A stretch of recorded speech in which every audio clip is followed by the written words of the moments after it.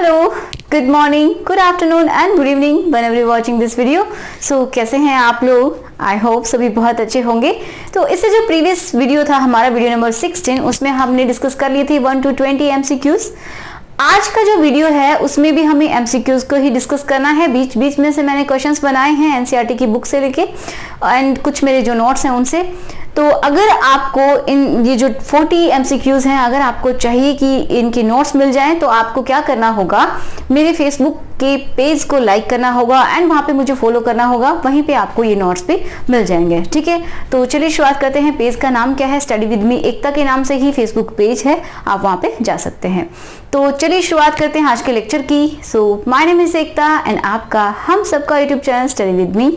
और एक और इम्पॉर्टेंट बात कि जिस स्टूडेंट ने इससे जो प्रीवियस वीडियो था उसमें पार्टिसिपेट किया था, उसका नाम मैं वीडियो के एंड में लूंगी। तो चलिए मैं क्वेश्चन नंबर 20 को मैं एक बार फिर से डिस्कस कर रही हूँ। इसमें मुझे थोड़ा डाउट लगता है, शायद मैंने यहाँ पे इनकरेक्ट लिखा था, लेकिन चलिए दोबारा से देखते हैं। Main enzyme for transcription in prokaryotes, choose correct option. Okay, choose करना है आपको करेक्ट। तो इसमें पहला ए है RNA polymerase, B DNA dependent DNA polymerase, C ligase and D है ए एंड बी बोथ। तो क्या होगा इसका आंसर? तो देखिए, प्रोकैरियोट्स में क्या होता है, ट्रांसक्रिप्शन कौन सा एंजाइम की हेल्प से होता है? वो होता है आरएनए पॉलीमरेज की हेल्प से, जिसका दूसरा नाम क्या है? DNA dependent RNA polymerase. मतलब डीएनए के जो टेम्पलेट है उसके ऊपर डिपेंड कर रहा है एंड किसका पॉलीमराइजेशन कर रहा है? आरएनए का, ठीक है। तो ये भी सही है, ये भी सही है। लाइगेज नहीं हो सकता, ठीक है। अब क्या बच गया? डी ऑप्शन है ए एंड बी बोथ। तो सही है, ये ही करेक्ट होगा। आप अपना देख लेना क्या किया था correct, A and B both, दोनों ही करेक्ट ऑप्शंस हैं। Question number 21, during transcription complementary base pairing of adenine with, मतलब जिसमें नाइट्रोजनस बेस होता है, जिस न्यूक्लियोटाइड में ए जुड़ा हुआ होता है, वो किसके साथ बेस पेयरिंग करता है जब उसका ट्रांसक्रिप्शन होता है? मतलब डीएनए से जब आरएनए बनता है तो इसके एक स्ट्रैंड से बनेगा, डीएनए के एक स्ट्रैंड से। तो कौन, मतलब एडेनिन से कौन सा बेस जुड़ेगा? यूरेसिल, थायमिन, साइटोसिन और साइटिडीन, कौन सा जुड़ेगा? तो आपको पता है कि जब आरएनए बनता है तो आरएनए में क्या एब्सेंट होता है? थायमिन एब्सेंट होता है एंड क्या प्रेजेंट होता है? Uracil in place of T.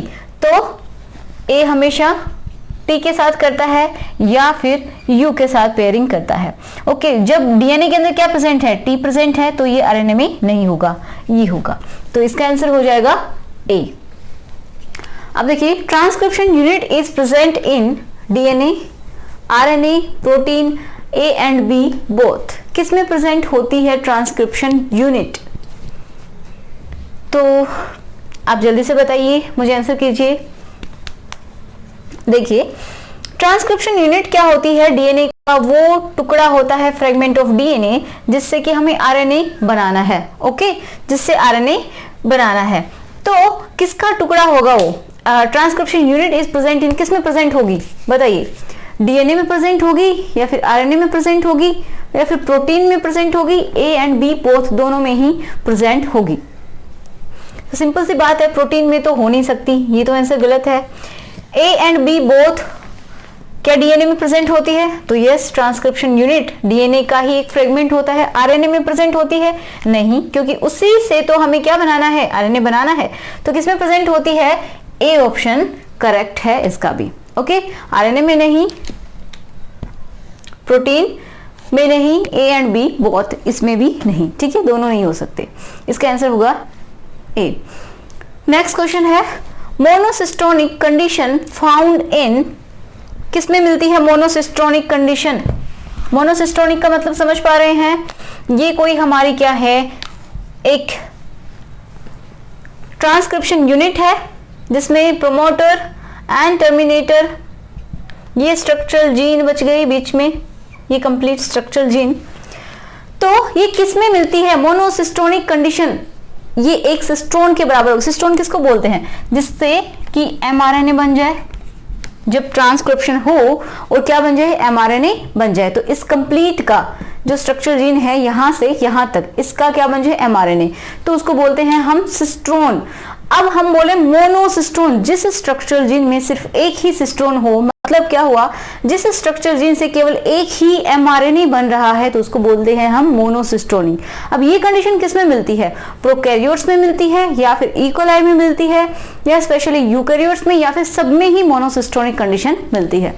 तो आप सबको पता है प्रोकैरियोट्स में नहीं होती, ठीक है, ये भी प्रोकैरियोटिक ही है, इसमें भी नहीं मिलेगी, एंड ऑल तो ऑप्शन गलत है ही, इसका मतलब किसमें मिलेगी, यूकैरियोट्स में। तो इसका करेक्ट ऑप्शन क्या हो जाएगा, यूकैरियोट्स में। ओके, इसमें जो स्ट्रक्चरल जीन है उससे क्या बनता है, उसी से एमआरएनए बनता है, वो एक ही होती है।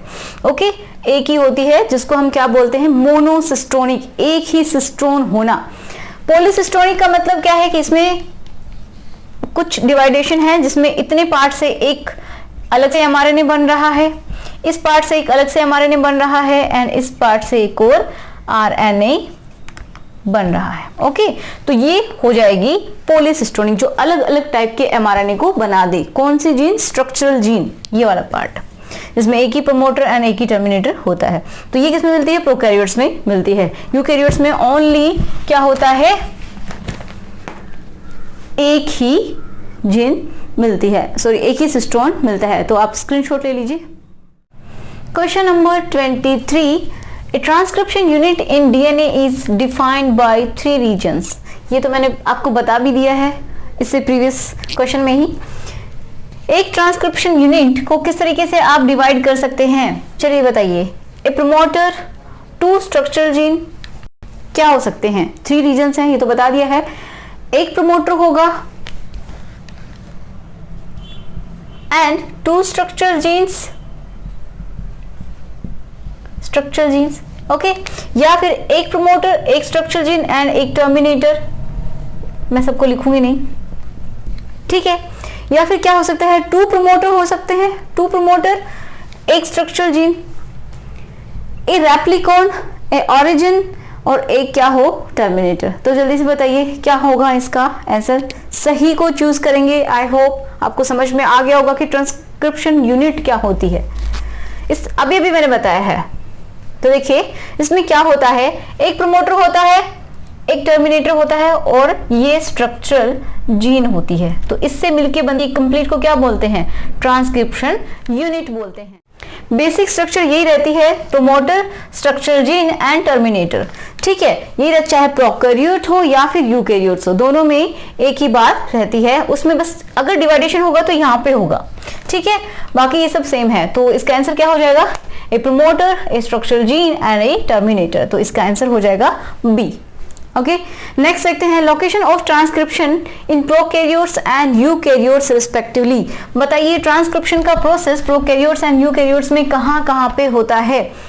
तो ये मैंने बना ली प्रोकैरियोट्स की एंड ये यूकैरियोट्स की सेल, ठीक है। अब आप बताइए, तो प्रोकैरियोट्स एंड यूकैरियोट्स में बताना है। प्रोकैरियोट में रिस्पेक्टिवली, इसका मतलब पहले आपको प्रोकैरियोट्स का बताना है, उसके बाद आपको यूकैरियोट्स के बारे में बताना है। ओके, तो प्रोकैरियोट्स में साइटोप्लाज्म में एंड यूकैरियोट्स में न्यूक्लियस में। एक तो ऑप्शन है ये आपके पास, इसमें जैसे यूकैरियोट्स में ये न्यूक्लियस है, इसमें बी ऑप्शन है cytoplasm, sorry nucleoplasm and cytoplasm. इसके न्यूक्लियोप्लाज्म में, इसके साइटोप्लाज्म में। तो ये रॉन्ग है, क्यों, क्योंकि इसमें न्यूक्लियस होता ही नहीं है। तो न्यूक्लियोप्लाज्म क्या होगा, न्यूक्लियोप्लाज्म क्या होता है, न्यूक्लियस के अंदर का जो लिक्विड है, ठीक है, वो। सी ऑप्शन क्या है, न्यूक्लियोलस, इसके न्यूक्लियोलस में। तो ये पहले ही गलत है क्योंकि इसमें न्यूक्लियस है ही नहीं।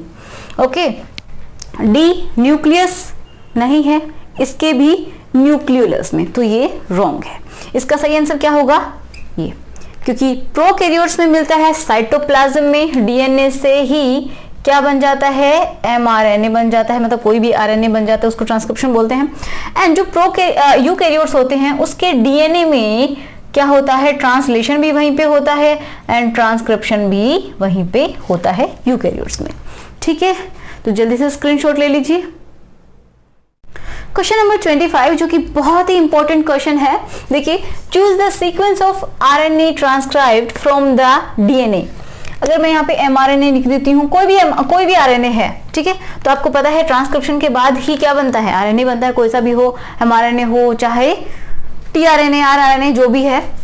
तो क्या बताया गया है, फ्रॉम द डीएनए, इस डीएनए से आरएनए बनाना है। तो आपको पहली बात तो पता होना चाहिए टेम्पलेट डीएनए कौन सा है, जो मैंने लिख दिया है, कोडिंग कौन सा है ये भी मैंने लिख दिया, दोनों स्ट्रैंड का आपको पता चल गया।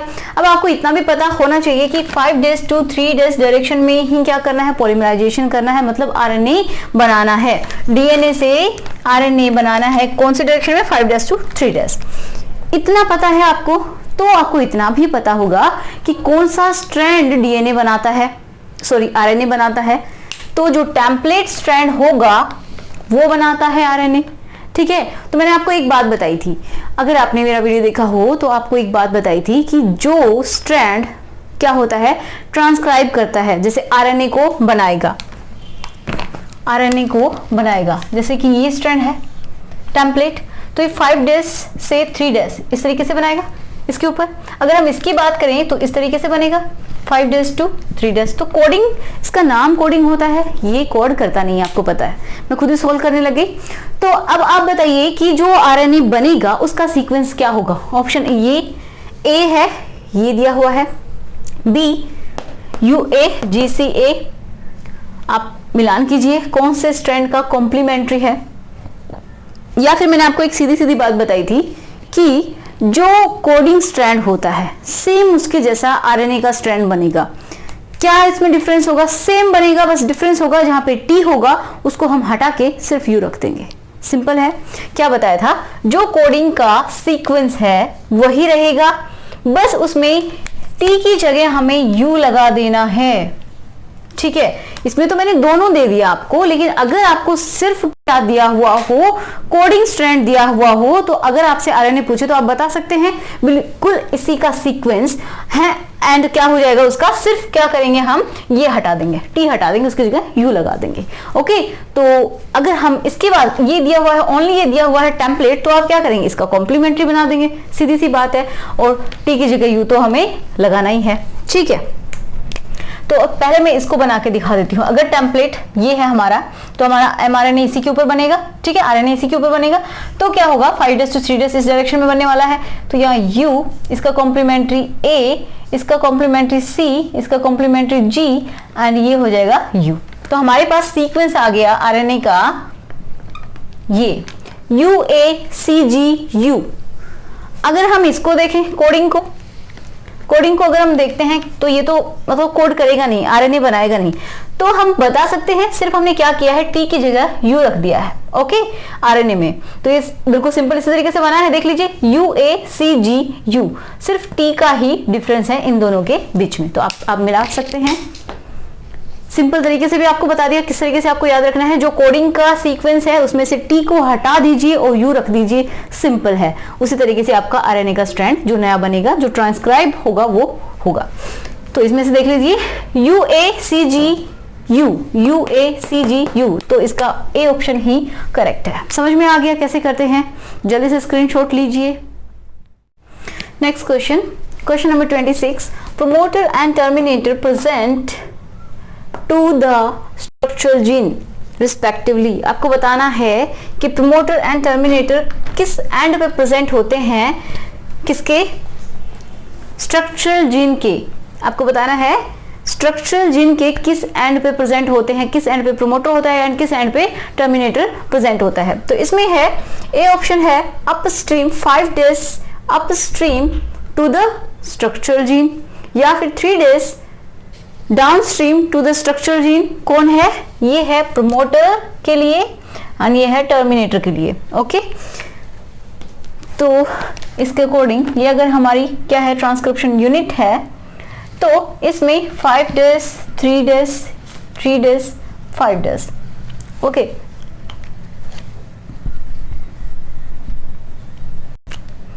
Three days 5 days 5 days 3 days, ये दो स्ट्रैंड हैं।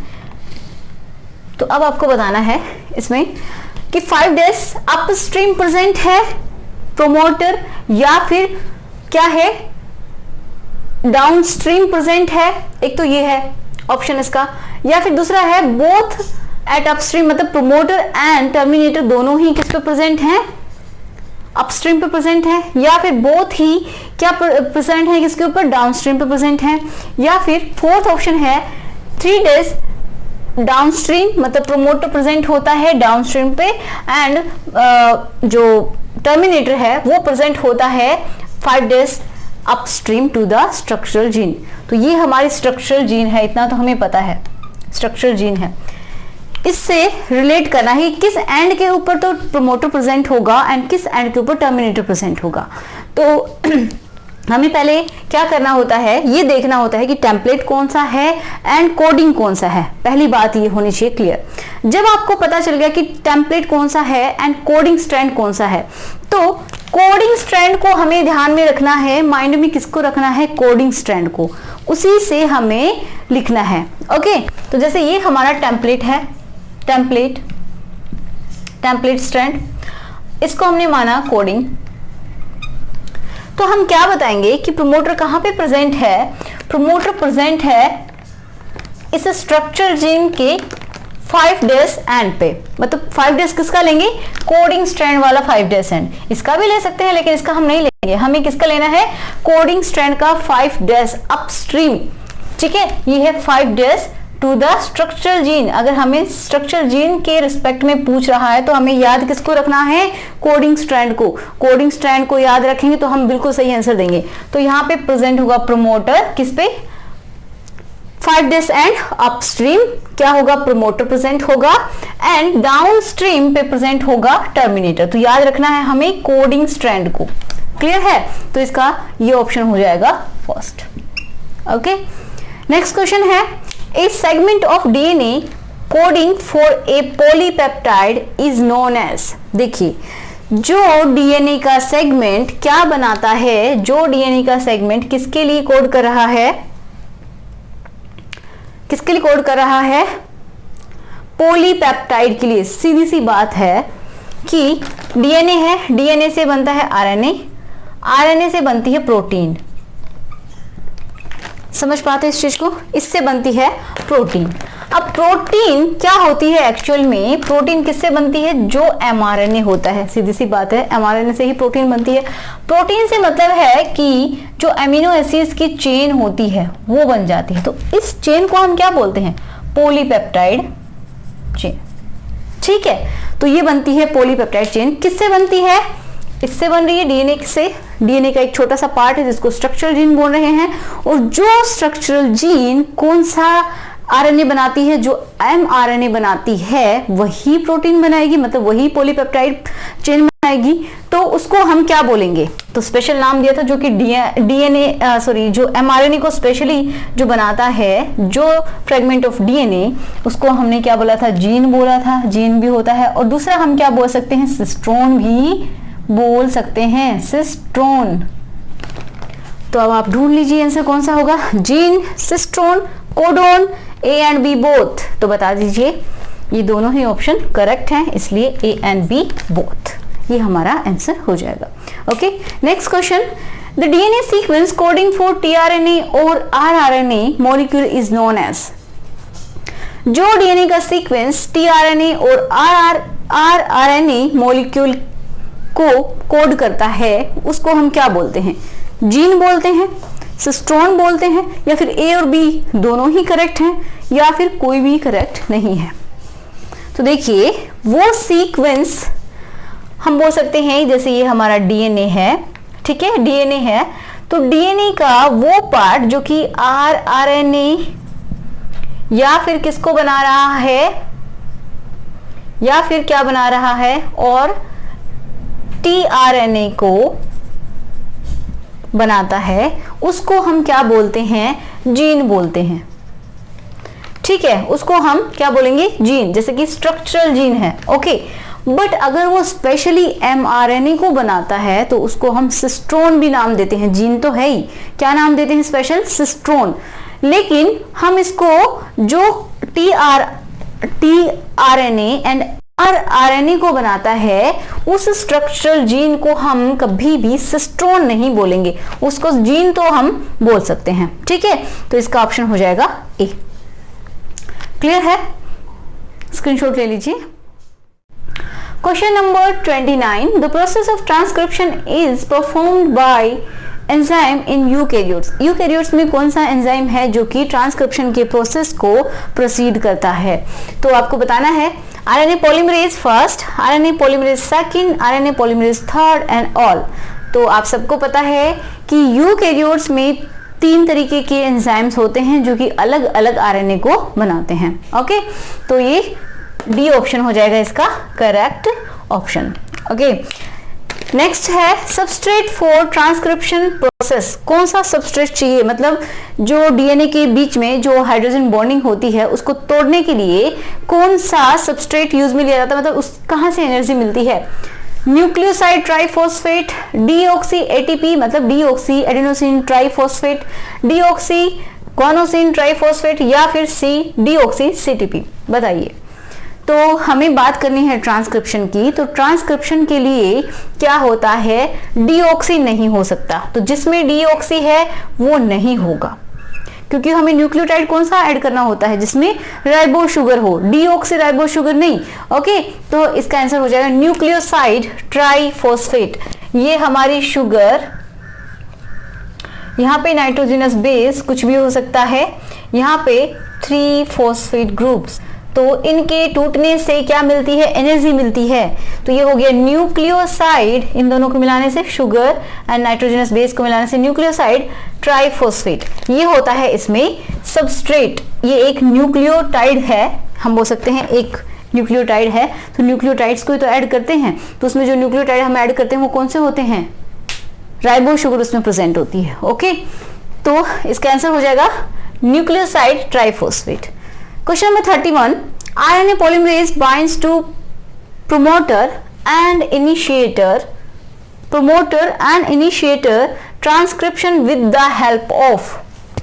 RNA polymerase bind कर रहा है, ठीक है, जैसे हमारा RNA polymerase है, ये bind कर रहा है promoter से, तो ये promoter बना लिया, यहाँ पे ये promoter इस रीजन में bind कर गया, and initiates transcription with the help of. किसकी हेल्प से इनिशिएशन स्टार्ट होता है, मतलब स्टार्ट होता है ट्रांसक्रिप्शन किसकी हेल्प से? तो इनिशिएट करने के लिए कोई फैक्टर चाहिए, sigma factor, rho factor, gamma factor and A and B both. बताइए। तो इनिशिएशन के लिए हमारे पास होता है सिग्मा फैक्टर। आरएनए पॉलीमरेज से आके ये अटैच हो जाता है सिग्मा फैक्टर। ओके, तो इसका आंसर होगा ए। ठीक है, तो आप फटाफट इसका भी स्क्रीनशॉट ले लीजिए। ठीक है, इसका आंसर ए, तो स्क्रीनशॉट फटाफट ले लीजिए।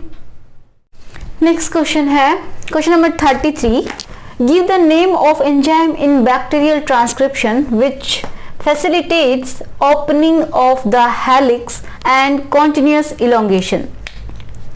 आपको बताना है कि बैक्टीरियल ट्रांसक्रिप्शन, पहली बात तो आपको ये पता होना चाहिए बैक्टीरियल ट्रांसक्रिप्शन क्या है।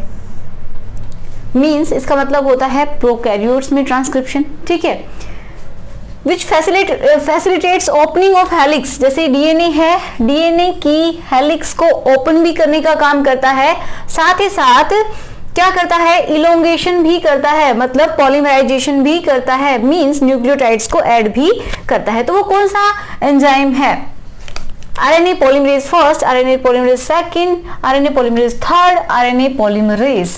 तो आपको पता है कि जब बैक्टीरियल ट्रांसक्रिप्शन होता है तो उसमें क्या होगा, इसका ओपनिंग का काम भी कौन करता है, आरएनए पॉलीमरेज। ओके, एंड क्या काम करता है, साथ में न्यूक्लियोटाइड्स को भी ऐड करता जाता है, मतलब आरएनए भी बनाता है। ठीक है, तो इसका आंसर हो जाएगा ये, क्योंकि इसमें सिर्फ एक ही एंजाइम काम में लिया जाता है बैक्टीरियल ट्रांसक्रिप्शन मींस प्रोकैरियोट्स में। Next question, steps involve in transcription. कौन कौन से स्टेप्स होते हैं ट्रांसक्रिप्शन में? बहुत सिंपल आंसर है, initiation and elongation, initiation, elongation, termination. C है polymerisation and termination. D all are wrong. तो आपको बता देना है आंसर क्या होगा, ये आपको पता है। पहले क्या होता है, इनिशिएशन होता है कि आरएनए पॉलीमरेज जुड़ जाता है जहां से पॉलीमराइजेशन करना होता है वहां पे आके आरएनए पॉलीमरेज जुड़ जाएगा। उसके बाद उसमें सिग्मा फैक्टर आके जुड़ जाएगा। देन क्या करते हैं, इनिशिएशन करते हैं। उसके बाद आरएनए पॉलीमरेज क्या करता है, अपने आप इलोंगेशन करता है। फिर उसके पास टर्मिनेशन रीजन होता है, यहाँ पे टर्मिनेटर के पास, तो यहाँ पे आके स्टॉप हो जाता है, आरएनए पॉलीमराइजेशन होना स्टॉप हो जाता है। एंड क्या होगा, जो प्रोसेस है ट्रांसक्रिप्शन का वो रुक जाएगा। तो 3 स्टेप्स होते हैं, इनिशिएशन होता है, इलोंगेशन होता है, टर्मिनेशन में कौन हेल्प करता है, रो फैक्टर। ओके, चलिए नेक्स्ट है introns absent in, choose correct option. Introns किस में नहीं होते, जैसे कि हमें पता है कि हमारे पास जो क्या बनता है, आरएनए बनता है, ठीक है, आरएनए बनता है ट्रांसक्रिप्शन के बाद। आरएनए जब बना, मैं यहीं पे बना लेती हूँ, किसमें इंट्रॉन्स नहीं होते, तो जो एचएनआरएनए है, क्या एचएनआरएनए में इंट्रॉन्स नहीं होते, प्रोसेस्ड आरएनए में इंट्रॉन नहीं होते, एमआरएनए में या फिर B and C both are correct, दोनों में ही इंट्रॉन्स नहीं होते। तो आपको पता है कि डीएनए से आरएनए बनता है, ठीक है, ये आरएनए बन गया, तो उसमें कुछ ऐसे पार्ट्स होते हैं जो कि कैसे होते हैं, नॉन कोडिंग होते हैं, मतलब उनसे प्रोटीन नहीं बन सकती। बट कुछ ऐसे रीजन है जो कि जिनसे प्रोटीन बन सकती है। तो जिनसे प्रोटीन नहीं बनती उनको हम क्या बोलते हैं, इंट्रॉन्स। इस आरएनए को, कंप्लीट आरएनए को क्या बोलते हैं, एचएनआरएनए, हेटेरोजेनस न्यूक्लियर आरएनए। ये इसके अंदर प्रोसेसिंग होती है, 3 स्टेप्स हमने देखे थे। उसके बाद क्या बनता है, processed RNA. Processed RNA means mRNA. Okay, तो ये दोनों ही ऑप्शन सही हैं। एमआरएनए का मतलब भी वही है, प्रोसेस्ड आरएनए का मतलब भी वही है, तो ऑप्शन हो जाएगा डी। बी एंड सी दोनों ही करेक्ट ऑप्शंस हैं। ठीक है, क्लियर है, तो जल्दी से स्क्रीनशॉट लीजिए। नेक्स्ट क्वेश्चन लिखते हैं। Question number 36, which the following enzymes are responsible for transcription? RNA polymerase first, RNA polymerase second, RNA polymerase third। तो ये किसके लिए रिस्पॉन्सिबल है, कौन से आरएनए को बनाते हैं? तो आपको मैंने एक कोड बताया था कि RH-T याद कर लीजिए, मतलब राहत याद कर लीजिए, ऐसा कुछ बताया था मैंने। तो ये फर्स्ट के लिए, सेकंड के लिए एंड थर्ड के लिए। ओके, तो RNA जो होंगे, जितने भी RNA, जैसे कि RNA 20S RNA, 28S RNA, 18S RNA, 5.8S RNA, तो ये कौन बनाएगा, ये बनाएगा RNA पॉलीमरेज सेकंड। ठीक है, ये इससे मैच होगा, ये इससे मैच होगा, ये इससे मैच होगा। अब हम देख लेते हैं RNA पॉलीमरेज फर्स्ट जो है वो किससे मैच होगा, क्या बनाता है, RNA जितने भी होते हैं उनको बनाता है, तो ये इससे मैच हो जाएगा। ठीक है, RNA पॉलीमरेज सेकंड क्या बनाएगा, RNA पॉलीमरेज सेकंड बनाता है H, राहत बताया है ना, H, तो HNRNA एंड mRNA बनाता है कौन, RNA polymerase second. RNA polymerase third क्या बनाता है, बच गया T, तो ये हो जाएगा tRNA, 5S rRNA and SNRNA, इनको बनाता है। नेक्स्ट क्वेश्चन है, द कोडिंग सीक्वेंस और expressed sequences are known as blank which are present in HNRNA।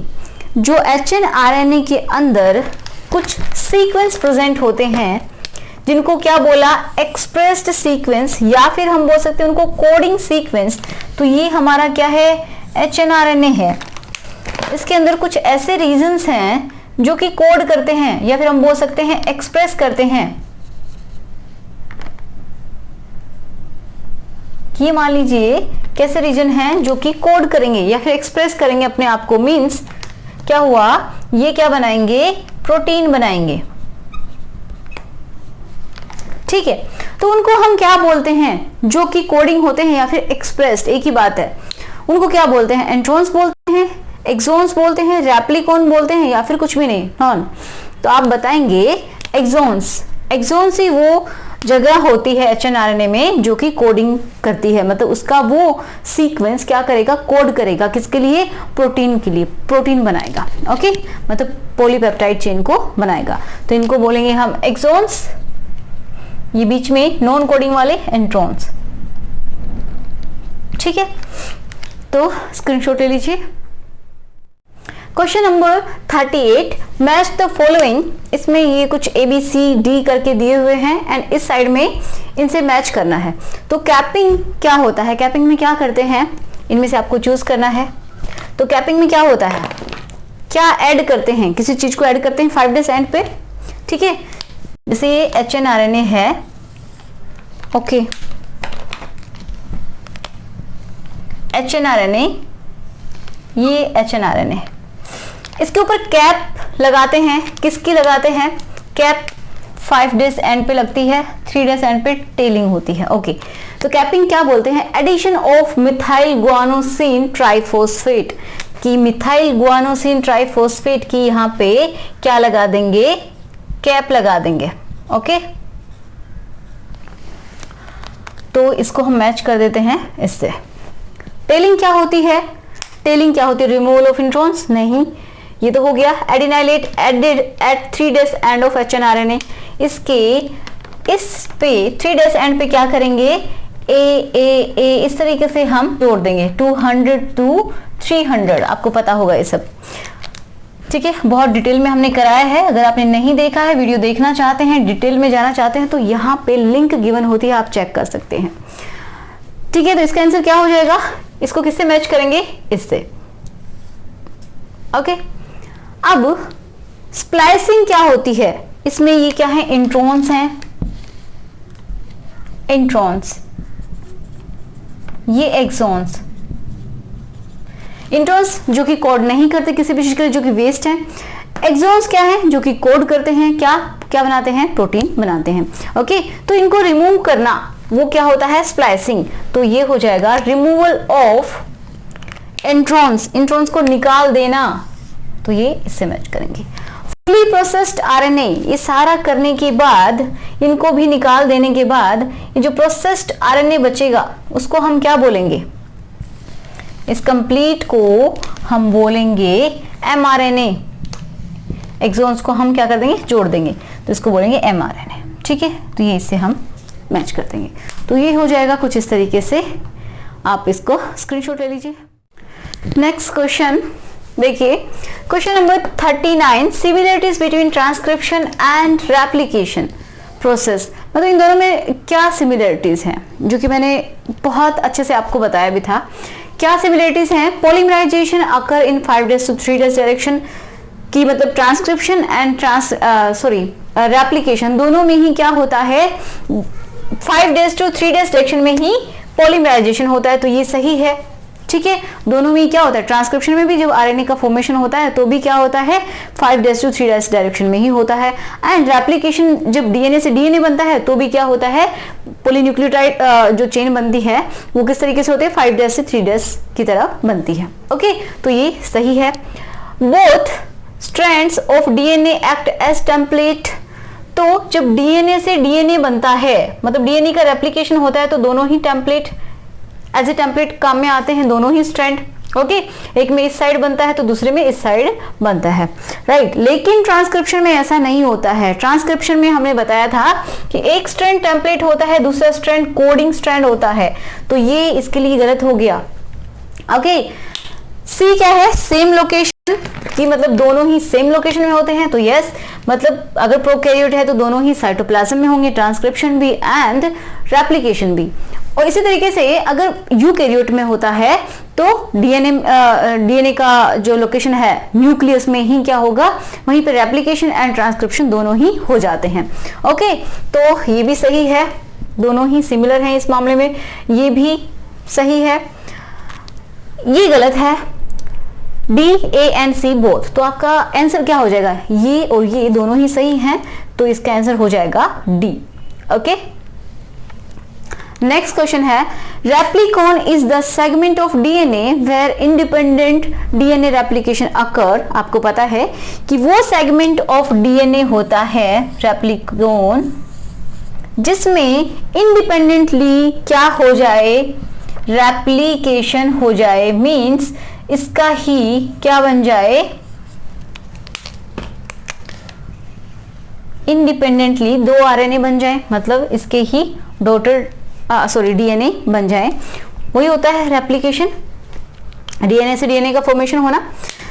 तो उसमें ये पूछा गया है कि उसमें कितने पार्ट्स होते हैं। ये मान लीजिए हमारा डीएनए है 2.2 मीटर का, इसमें ये सेगमेंट ऑफ डीएनए है जिसको हमने लिया और इससे क्या बनाना है, डीएनए से डीएनए बनाना है। अब आपको देखो कंफ्यूज किया गया है यहाँ पे। अगर आपका कॉन्सेप्ट क्लियर है तो आप अच्छे से आंसर देंगे, अगर आपका कॉन्सेप्ट क्लियर नहीं है, कुछ रटा है इधर उधर से, तो आपका आंसर गलत होगा। ठीक है, तो अच्छे से सोचिए, आंसर दीजिए कि वो जो सेगमेंट ऑफ डीएनए है जिसको हमने रेप्लिकोन बोला, ओके, जिससे डीएनए से डीएनए बन रहा है तो उसको हम क्या बोले, रेप्लिकोन। जिस सेगमेंट ऑफ डीएनए से आरएनए बनता है उसको हमने क्या बोला था, ट्रांसक्रिप्शन यूनिट। ठीक है, तो इसमें कंफ्यूज नहीं होना। तो ये क्या है, रेप्लिकोन है, एंड इससे क्या बना दिया, डीएनए बन गया, ये भी डीएनए बन गया, मतलब दोनों स्ट्रैंड से डीएनए बन जाता है, इसका मतलब यही है। तो क्या बताया गया है, उसमें कौन कौन से रीजन होते हैं, मतलब कितने पार्ट से मिलके बना होता है एक रेप्लिकोन, ये बताना है आपको। 1 ओरिजिन 2 टर्मिनस। ठीक है, मैं इसको साफ कर देती हूं। जैसे ये हमारा क्या है, एक रेप्लिकोन है यहां से यहां तक। तो इसमें क्या क्या प्रेजेंट है, एक ओरिजिन होगा, 2 टर्मिनस होंगे, या फिर एक ओरिजिन होगा, एक टर्मिनस होगा, 2 टर्मिनस होंगे, 1 ओरिजिन होगा। ये तो सिमिलर ही बात हो गई। चलिए, 1 origin, 1 terminus and 1 structural gene. अब आप बताइए क्या होंगे। तो इसको मैं थोड़ा ठीक कर लेती हूं, यहाँ पे 2 कर देती हूँ। ठीक है, बताइए। तो आपको पता है रेप्लिकोन में क्या होता है, रेप्लिकोन में पहले इसको हम ओपन करते हैं, किस जगह से करते हैं, जहाँ पे 80 रिच साइट होती है, मतलब इस तरीके के बॉन्ड प्रेजेंट हैं, 80 ये प्रेजेंट होंगे, तो वहां से डीएनए को थोड़ा ओपन किया जाता है, खोला जाता है। तो हमें पता है रेप्लिकोन, एक रेप्लिकोन जो कि कंप्लीट डीएनए को जन्म दे दे, मतलब 2 अलग अलग, एक स्ट्रैंड एक को बनाएगा, एक स्ट्रैंड एक को बनाएगा। Okay, semi conservative DNA replication पढ़ा है। तो पहले ये क्या होंगे, ओपन होंगे इस तरीके से। तो जहां से ये ओपन होते हैं, मान लीजिए यहां से ओपन हुए, तो इस तरीके से ओपन हुए, तो इसको हम क्या बोलते हैं, जहां से ओपन होता है उसको हम बोलते हैं ओरिजिन। दोनों साइड में ये क्या होते हैं, टर्मिनस। ठीक है, तो इसमें ये तो होना ही नहीं है स्ट्रक्चर जीन, ऐसा कुछ तो हमें पढ़ना ही नहीं है। ये सब हमें किसमें पढ़ना था, ट्रांसक्रिप्शन में। ओके, तो इसमें क्या है, एक ओरिजिन है एंड 2 टर्मिनस है, दोनों साइड में हमें क्या पढ़ना होता है, डीएनए रेप्लिकेशन चलता है।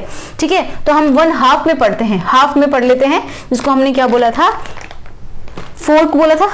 ठीक है, रेप्लिकेशन फोर्क। ओके, तो इतना हमें इस तरीके से बना सकती हूँ हाफ को, तो ये हमें पढ़ना होता है। तो हम समझ सकते हैं क्या होता है, इसमें 1 ओरिजिन होता है। ठीक है, ये 1 ओरिजिन हो गया एंड 2 टर्मिनस होते हैं, तो इसका आंसर हो जाएगा ये। ठीक है, क्लियर है? तो जल्दी से स्क्रीनशॉट ले लीजिए। सो आज का लेक्चर हमारा यहीं पे फिनिश होता है। मिलते हैं नेक्स्ट लेक्चर में, जिसमें हमें बात करनी है जेनेटिक कोड्स की, कि जेनेटिक कोड क्या होते हैं। बहुत सिंपल तरीके से समझेंगे उनको भी। आई होप आज का लेक्चर आपको बहुत अच्छा लगा हो। अगर आपकी हेल्प होती है तो प्लीज दूसरों की हेल्प किया कीजिए। एंड एक इम्पॉर्टेंट बात जो आप लोगों से करनी है वो यही है कि इससे जो प्रीवियस लेक्चर था, जिसमें जिस लड़की ने एक अच्छे से पार्टिसिपेट किया था, उसका मैं नाम लेना चाहूंगी, वो है भावना माथुर। ओके, जिसने अच्छे से क्वेश्चन आंसर किए थे। तो मिलते हैं नेक्स्ट लेक्चर में। अगर आप लोगों ने अच्छे से पार्टिसिपेट किया होगा तो मैं नेक्स्ट लेक्चर में भी नाम लूंगी उस स्टूडेंट का जिसने क्वेश्चंस के आंसर किए हैं एंड जो एंड तक बना रहा है। ठीक है, तो मिलते हैं नेक्स्ट लेक्चर में। So thanks for watching.